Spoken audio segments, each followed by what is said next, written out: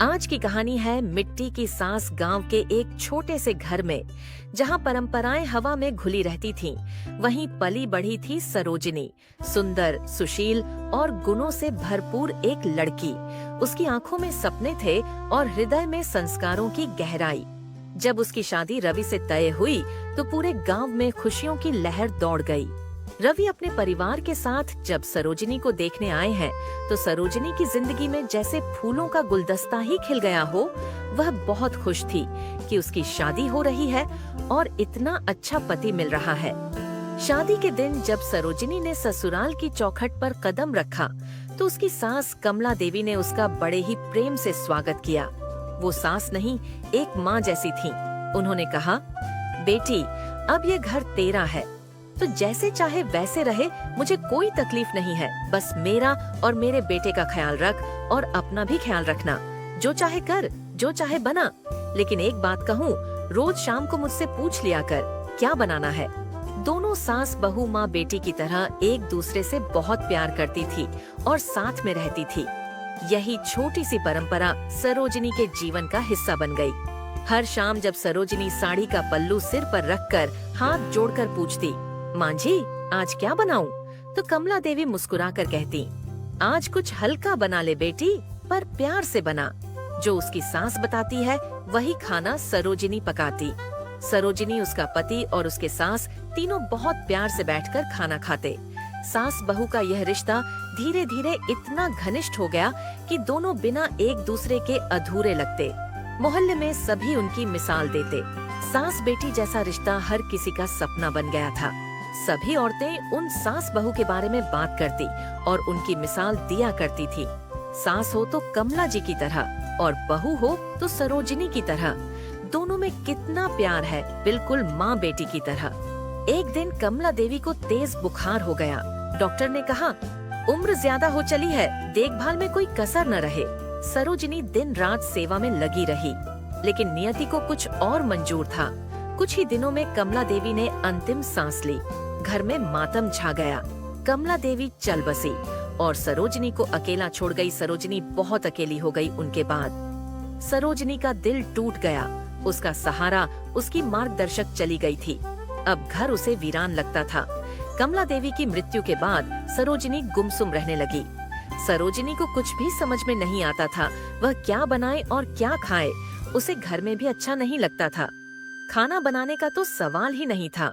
रवि ने कई बार कहा, सरोज, कुछ बना लिया कर, लेकिन सरोजिनी की आदत तो पूछने की थी। वह कहती, क्या पूछूं? किससे पूछो? बिना पूछे तो मुझे खाना बनता ही नहीं है। अब तो माँ जी है ही नहीं, मैं किससे पूछकर खाना बनाऊं? तुम तो काम पर चले जाते हो। एक दिन रवि ने एक कुम्हार से अपनी माँ की हूबहू मिट्टी की मूरत बनवाई और सरोजिनी को दी। उसने कहा, लो सरोजिनी, यह अपनी माँ, अब तुम इनसे रोज पूछ लिया करो कि क्या खाने में क्या बनाना है। सरोजिनी की आंखों में चमक आ गई। उसने मूरत को एक साफ जगह पर बिठाया और रोज शाम को पूछने लगी, माँ जी, आज क्या बनाऊं? हर दिन वह मूरत से पूछती और अपनी कल्पना में सुनती, आज आलू टमाटर बना ले, आज खिचड़ी बना ले। वह उसी प्रेम से खाना बनाती। उसके लिए वह मिट्टी की मूरत अब सजीव बन गई थी।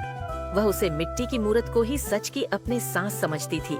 लेकिन धीरे धीरे एक अजीब बात होने लगी। घर का राशन बहुत जल्दी खत्म होने लगा। रवि ने एक दिन कहा, सरोजनी, घर में खाना खाने वाले तो हम दो ही हैं, फिर खाना इतना जल्दी कैसे खत्म हो रहा है? सरोजिनी ने भोलेपन से जवाब दिया, अरे माँ जी भी तो है ना, और अब वह पहले से ज्यादा खाती है। रवि स्तब्ध रह गया। मिट्टी की मूरत कैसे खा सकती है? उसे शक हुआ। उसे विश्वास नहीं हो रहा था कि वह मिट्टी की मूरत अपनी माँ की जगह लाकर घर में रखा है। मिट्टी की मूरत खाना कैसे खा सकती है? रवि ने एक दिन कहा, मैं काम पर जा रहा हूँ, लेकिन वह छिपकर देखने लगा। जैसे ही सरोजिनी रसोई से बाहर गई, पड़ोसन खामोशी से आई और खाना चुरा ले गई। रवि ने उसे रंगे हाथों पकड़ लिया और कहा, तू ही है जो हमारे घर का खाना चुरा रही है। पड़ोसन सुंदर और चालाक थी। उसने मुस्कुराकर कहा, भाई, मजबूरी थी, इसलिए मैंने ऐसा किया। मेरे बच्चे घर में भूखे थे, मुझे माफ कर दो। अब कभी ऐसा काम नहीं करूंगी। पर अब मैं चाहूँ तो तुम्हारा जीवन ही बदल दूं। रवि उसके सौंदर्य में उलझ गया। धीरे धीरे वह सरोजिनी से कटने लगा और एक दिन उसने सरोजिनी को घर से निकाल दिया। पड़ोसन से शादी कर ली। वह पड़ोसन के साथ ही अपने घर में रहने लगा और सरोजिनी को अपने घर से बाहर निकाल दिया। सरोजिनी रोती हुई अपनी सास की मूर्ति को लेकर वहाँ से चली गई। सरोजिनी कुछ नहीं बोली। वह मिट्टी की सास की मूर्त को गोदी में लेकर चल दी। जंगल की ओर सरोजिनी गांव के किनारे एक खेत में रहने लगी। दिन भर मजदूरी करती और रात को मिट्टी की मूर्त के साथ बैठकर खाना खाती। उसकी सादगी, उसका प्रेम, सब कुछ उसमें अब भी जीवित था। वह बहुत ही सादगी से अपनी सास की मूर्त के साथ एक मिट्टी के घर में अकेली रहती थी। एक दिन खेत में काम करते हुए उसके हाथ एक पुराना घड़ा लगा। जब उसने खोला तो उसमें सोने के सिक्के थे। उसकी किस्मत बदल गई।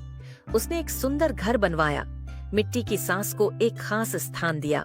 अब सरोजिनी की स्थिति बदल चुकी थी और उसका नजरिया, उसका रहन सहन, सब कुछ बदल चुका था। अब वह गरीब नहीं बल्कि एक अमीर औरत हो चुकी थी। अब वह गांव की सबसे सम्मानित और अमीर महिला थी, लेकिन वह आज भी पहले जैसी विनम्र और सीधी थी। इधर रवि की जिंदगी बर्बाद हो गई थी। पड़ोसन उसकी संपत्ति लेकर भाग गई। अब वह से झोपड़ी के बाहर अपना खाना बनाते और रोता सोचता, मैं सरोजिनी को बेकार ही भगा दिया। मेरी मति मारी गई थी। मेरी जिंदगी तो बर्बाद हो गई है इस पड़ोसन के चक्कर में। अब मैं क्या करूं? वह रोता हुआ सरोजिनी के पास आया। सरोजिनी ने मुझे माफ कर दो, मैंने बहुत बड़ा पाप किया।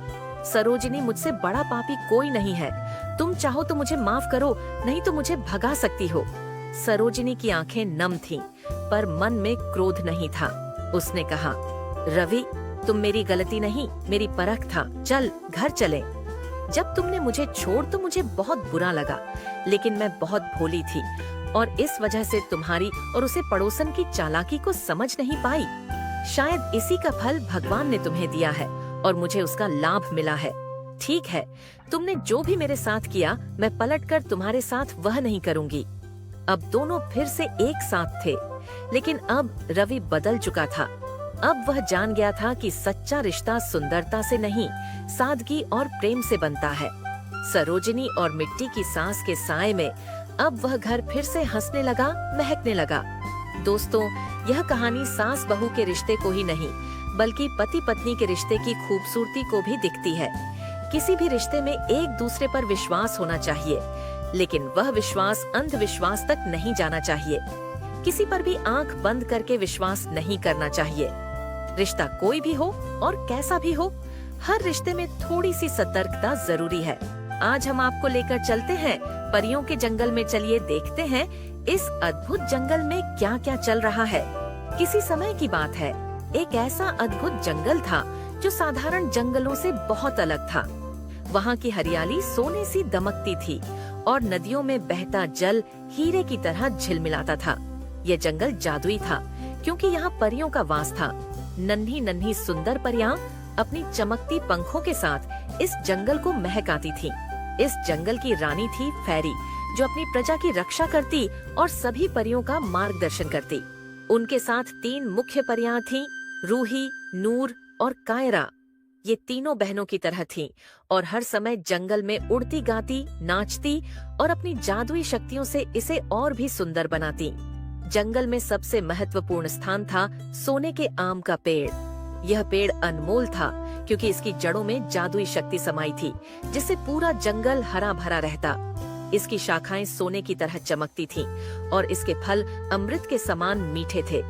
इसी पेड़ के नीचे परियां इकट्ठा होती, जानवर आनंद से रहते और जीवन सुखद रूप से चलता था। मगर यह स्वर्णिम युग ज्यादा दिन तक नहीं टिक सका। एक दिन दूर किसी अंधेरे प्रदेश में रहने वाला भयानक जादूगर रक्तजाल इस जंगल के बारे में जान गया। उसकी काली शक्तियां अंधकार से बनी थीं और उसे सुंदरता से घृणा थी। वह जहाँ भी जाता वहाँ बंजरता और विनाश छोड़ देता। जब उसने इस स्वर्णिम जंगल की अपार शक्ति के बारे में सुना तो उसके मन में लालच जाग उठा।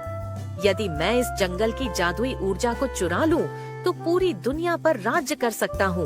वह बुदबुदाया। रक्तजाल अपनी काली विद्या से जंगल की ओर बढ़ा। उसकी उपस्थिति मात्र से हवा भारी हो गई। पशु पक्षी भयभीत होकर छिप गए और धीरे धीरे जंगल में हल्का अंधकार छाने लगा। रक्त जाल ने जंगल के हृदय में स्थित सोने के पेड़ पर काला जादू करना शुरू किया। उसने पेड़ के चारों ओर एक तंत्र मंडल बनाया और अपनी काली शक्तियों से इसे जकड़ लिया। धीरे धीरे पेड़ की चमक फीकी पड़ने लगी। इसके परिणाम स्वरूप जंगल सूखने लगा, फूल मुरझाने लगे, नदियां गंदी और ठहरी हुई हो गईं। पेड़ों की हरियाली मटमैली पड़ गई और फल भी कड़वे होने लगे। भोजन की कमी होने से जीव जंतु भटकने लगे। जब फैरी और परियों ने यह देखा तो उनके हृदय कांप उठे। हमें कुछ करना होगा, रूही ने कहा। अगर हमने जल्द ही कुछ न किया तो हमारा सुंदर जंगल हमेशा के लिए नष्ट हो जाएगा, कायरा ने घबराते हुए कहा। फैरी, रूही, नूर और कायरा ने जंगल को बचाने की शपथ ली।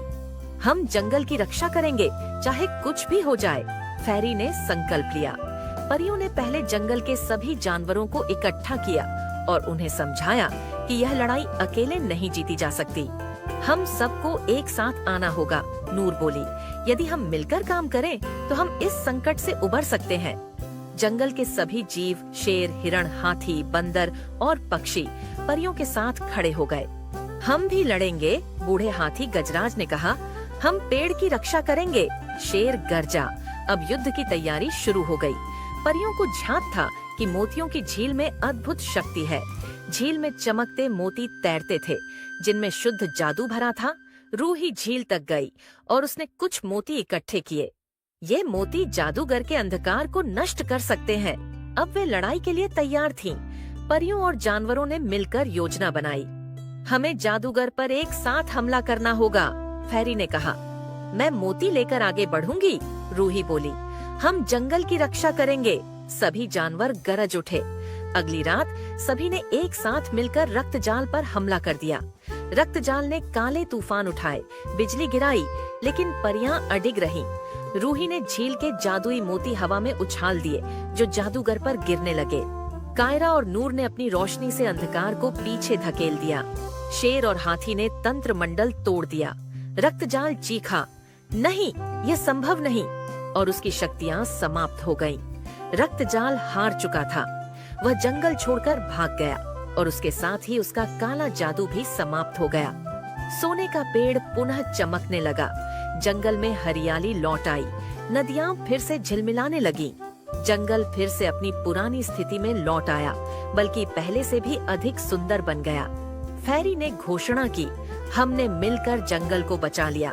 परियां और जानवर खुशी से झूम उठे। अब यह जंगल सदा सदा के लिए स्वर्णिम बना रहेगा, क्योंकि उसकी रक्षा करने वाले न सिर्फ परियां थीं, बल्कि वे सभी जीव जंतु भी थे, जो प्रेम और एकता के प्रतीक थे।